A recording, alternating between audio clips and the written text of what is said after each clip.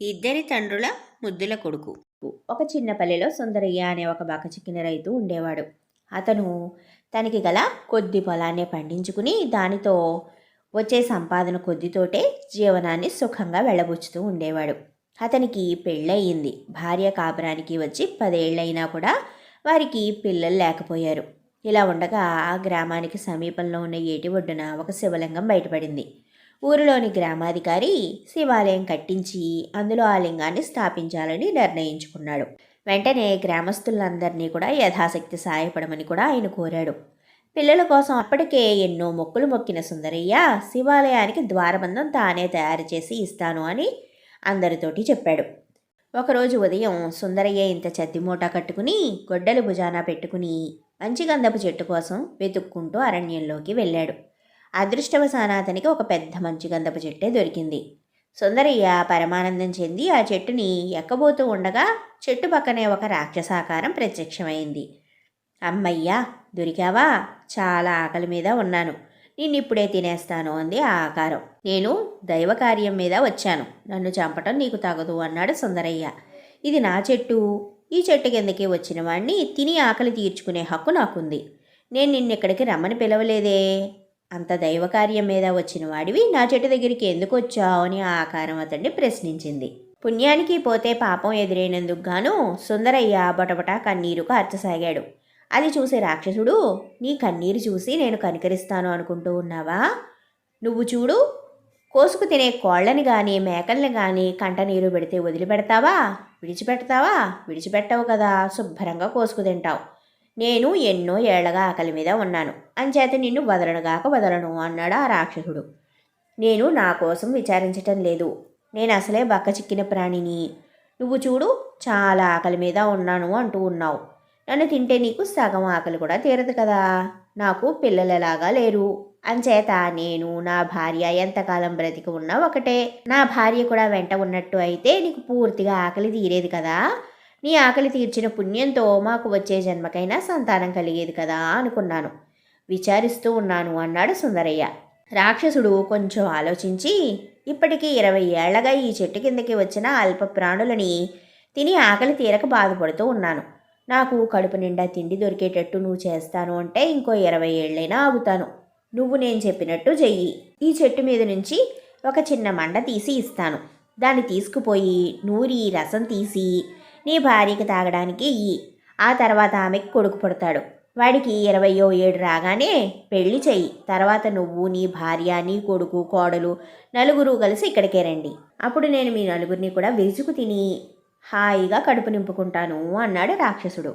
సుందరయ్య ఇందుకు సంతోషంగా ఒప్పుకుని ద్వారబంధానికి కావలసిన కర్ర చెట్టు నుంచి కొట్టుకోవడానికి రాక్షసుడు అనుమతి కోరాడు. రాక్షసుడు సరే అని సుందరయ్య భార్య కోసం ఒక చిన్న మండ విరిచి ఇచ్చి మాయమైపోయాడు.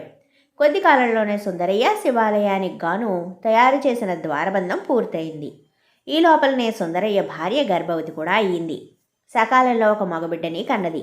వాడికి భద్రుడు అని పేరు పెట్టుకున్నారు. వాడు పెరిగి వస్తూ ఉన్న కొద్దీ ఆ ఊరిలో వారందరికీ కూడా ముద్దు బిడ్డడు అయ్యాడు. గ్రామాధికారికి చాలామంది పుట్టిపోయి ఒక్కడే దక్కాడు. ఆ పిల్లవాడు కూడా భద్రుడి ఈడువాడే. ఇద్దరూ ఎక్కువగా ఒకే చోట ఆడుకుంటూ తిరుగుతూ కాలక్షేపం చేస్తూ ఉండేవారు.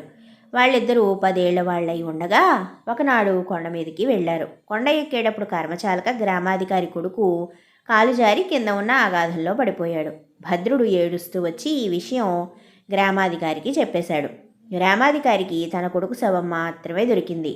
నా కొడుకు చావుకి భద్రుడే కారణం. నాకున్న ఒక్కగానొక్క కొడుకుని వాడే పొట్టన పెట్టుకున్నాడు. నాకు పిల్లల్ని కనే వయసు కూడా దాటిపోయింది. సుందరయ్యకి ఉన్న ఒక్కగానొక్క కొడుకు మరణిస్తే గాని నా కడుపు మంట చల్లారదు అన్నాడు. ఇలా గ్రామాధికారి మాట్లాడుతూ ఉండే మాటలు పుత్రశోకంతో వచ్చినవే అని గ్రామస్తులందరూ అనుకునేవారు. ఊళ్ళో నలుగురు ఆయన్ని ఊరడించడానికి ప్రయత్నిస్తూ, నీకు ఇదివరకే పుత్ర నష్టం కలిగింది, దానికి ఎవరు బాధ్యులు చెప్పు, ఎందుకు నిష్కారణంగా ఆ పసివాడి మీద పగబట్టావు, కాలం తీరి నీకున్న ఒక్కగానొక్క కొడుకు పోయాడు అంతే అన్నారు. కానీ గ్రామాధికారి శోకం అలా తీరేది కాదు. నిజానికి ఆయనకి భద్రుడంటే చాలా ఇష్టం. తన కొడుకు భద్రుడు కలిసి తిరుగుతూ ఉంటే తనకి 2 కొడుకులు అన్నట్టు సంతోషించేవాడు. అంచేత ఆయన ఒక షరతు పెట్టాడు. అదేమిటి అంటే భద్రుడు 6 నెలల పాటు తన కొడుకుగా ఉండాలి, 6 నెలల పాటు సుందరయ్య కొడుకుగా ఉండాలి. ఈ ఏర్పాటు అందరూ హర్షించారు కూడా. సుందరయ్య కూడా సరే అని ఒప్పుకున్నాడు. ఇందువల్ల సుందరయ్యకి వచ్చిన నష్టం ఏమీ లేదు. భద్రుడు హోదా బాగా పెరిగింది. ఒకనాటి మధ్యాహ్నం ఈ ఏర్పాటు జరిగింది. భద్రుడికి 18 ఏళ్లు నిండగానే సుందరయ్య తన సాటి రైతు ఇంట ఒక చక్కని పెళ్లిని చూసి తన కొడుక్కి పెళ్లి చేశాడు. వంతు ప్రకారం భద్రుడు గ్రామాధికారి కొడుకై గ్రామాధికారి ఇంట ఉండటానికి వెళ్ళినప్పుడు ఆయన కూడా ఒక పెద్ద ఇంటి పెళ్లిని చూసి భద్రుడికి పెళ్లి చేశాడు. ఇద్దరు కోడళ్ళు భద్రుడి ఇద్దరి తల్లిదండ్రుల ఇంట ఉన్నారు. భద్రుడు ఎవరి ఇంట ఉన్నప్పుడు అక్కడ ఉన్న భార్యతో సంసారం చేస్తూ వచ్చాడు. భద్రుడికి 20వ ఏడు సుందరయ్య ఇంట ఉండగానే వచ్చింది. సుందరయ్య రాక్షసుడికి ఇచ్చిన మాట గుర్తుంచుకుని తన భార్యని, కొడుకుని, గర్భవతిగా ఉన్న కోడల్ని వెంటబెట్టుకుని గంధపు చెట్టు దగ్గరికి వెళ్ళారు. వాళ్ళు గంధపు చెట్టుని చేరేసరికి మధ్యాహ్నం అయింది. నలుగురు చెట్టు కిందకి రాగానే రాక్షసుడు ప్రత్యక్షమయ్యాడు.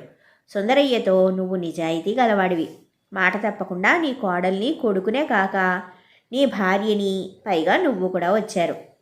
ఇవాళ మిమ్మల్ని అందరినీ వీచుకు తిని నా కడుపు నింపుకుంటాను అన్నాడు రాక్షసుడు. కానీ దానికి సుందరయ్య, ఒక చిన్న చిక్కుంది. వీడు కొద్ది క్షణాల నుంచి నా కొడుకు కాడు, గ్రామాధికారికి కొడుకు అంటూ సుందరయ్య జరిగిందంతా చెప్పాడు. సరే, అలా అయితే నిన్ను, నీ భార్యని, నీ కోడల్ని తింటాను అన్నాడు రాక్షసుడు. నా కోడల్ని కూడా నువ్వు తినకూడదు, ఎందుకంటే నా కోడలు ఇప్పుడు గర్భిణిగా ఉన్నది. దాని గర్భంలో ఉన్న శిశువు 6 మాసాల పాటు గ్రామాధికారి మనవడో మనవరాలో అవుతుంది.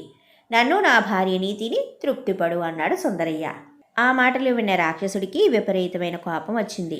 ఇంతకాలం నీ గురించి ఎదురు చూసి నీకు మేలు చేసినందుకు నాకు ఇదా ప్రతిఫలం అన్నాడు. కాదు కాదు, కోపగించకు. 6 నెలలు పూర్తయ్యాయంటే మళ్ళీ నా కొడుకు నావాడు అవుతాడు. నేను మాట ఇచ్చినట్టుగానే నా కొడుకు వస్తాడు. నా కోడలికి కూడా అప్పటికి బాబో పాపో పడతారు. వాడిని గ్రామాధికారికి అప్పగించి నా కోడలు కూడా తిరిగి వస్తుంది. అంచేత నువ్వు తృప్తిగా నా కొడుకుని, కోడల్ని కూడా ఆనాడు తినచ్చు అన్నాడు.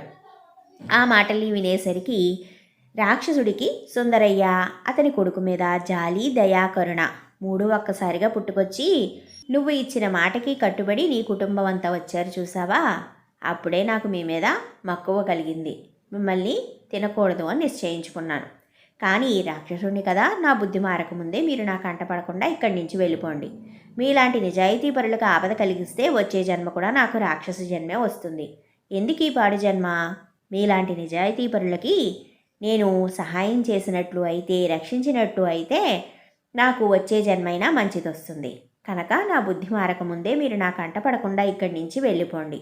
ఇక ఎప్పుడు ఈ అరణ్య ప్రాంతం వైపు మాత్రం రాకండి అని రాక్షసుడు తక్షణం మాయమైపోయాడు. సుందరయ్య ఆ మాటల్ని విని చాలా సంతోషించి, రాక్షసుడి నుంచి తప్పించుకున్నామని బ్రతుకు జీవుడా అంటూ ఇంటికి చేరుకున్నారు. ఆ తర్వాత కాలంలో వారు ఏనాడు అరణ్య ప్రాంతానికి వెళ్ళిందే లేదు. మాట తప్పని సుందరయ్య నిజాయితీతోటి, తన బుద్ధిబలంతో తనకొచ్చిన ఆపదని చాలా తెలివిగా తప్పించుకున్నాడు. యుక్తి అనేది ఉండాలే కానీ అది సరిగ్గా పనిచేసినట్టు అయితే ఎటువంటి భుజబలం కలిగిన వారినైనా మనం జయించగలం. నిజాయితీకి అటువంటి శక్తి ఉంది. సరే, ఈ కథ మీ అందరినీ కూడా ఆకట్టుకుంది అనుకుంటున్నాను. మీ సపోర్ట్ మా ఛానల్కి చాలా ఇంపార్టెంట్. మర్చిపోకుండా ఈ కథను లైక్ చేసి, షేర్ చేసి, కామెంట్ చేయండి. మీరు కనుక ఇదే మొదటిసారిగా మా ఆనాటి చందమామ కథల ఛానల్ చూస్తూ ఉన్నట్లయితే మా ఛానల్ సబ్స్క్రైబ్ చేసుకుని పక్కనే ఉన్న బెల్ ఐకాన్ యాక్టివేట్ చేసుకోండి. ఈ రోజుకి కథ కంచికి మనం ఇంటికి.